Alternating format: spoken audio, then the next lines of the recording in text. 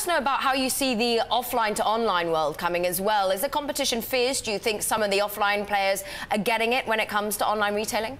Yeah, you know, I think you're seeing an evolution where people are starting to recognize that there is an importance in investing in new technology, whereas, 15 and 10 years ago even, you had people establishing a viewpoint that, hey, mobile or internet was going to be a short-lived trend. I think in Walmart's acquisition of Jet recently, you're seeing companies of the largest magnitude really double down on bridging a strategy that allows them to be players in the online world.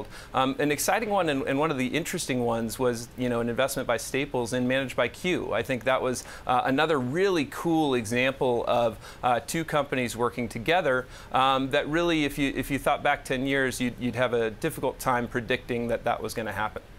And talking of companies that are working with each other, Michael, that's what your app does, helping the integration of two apps with each other. And you've been helping at Button, eBay itself.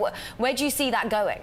Yeah, it's exciting. So Button, a 2.5-year-old company, we're basically trying to correct some issues that we see as really broken in the mobile ecosystem, but that fueled tremendous growth and opportunity in the desktop era.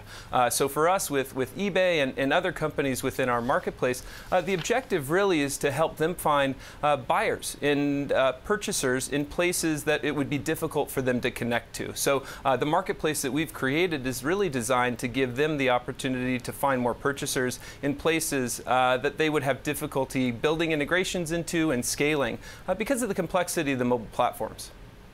I mean, and let's dig into Button a little bit more, because we understand that you have a new funding round. You now brought, is it 20 million more on board? You're now at 34 million in total. Talk to us about the expansion plans for this business.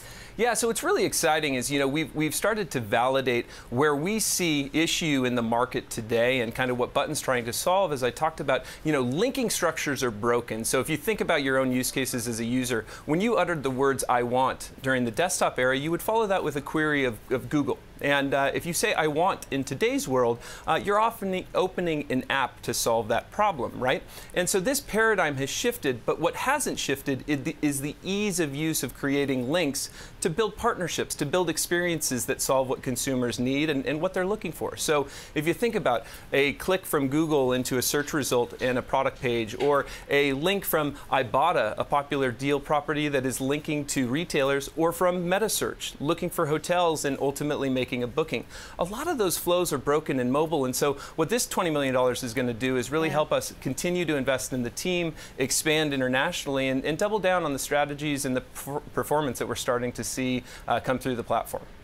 And Michael, I've got to ask you, on a day that we've seen a company about to go public and get snapped up by a larger rival, what's your dream for Button? Is it to go public? Is it acquisitions? What do you see folding into other companies? Yeah, it's a great question, and every entrepreneur thinks about it and dreams about it. My pledge when I started Button was I really wanted to build a company that I would be proud of, and for me, what that meant was building a place where we could foster growth of our team.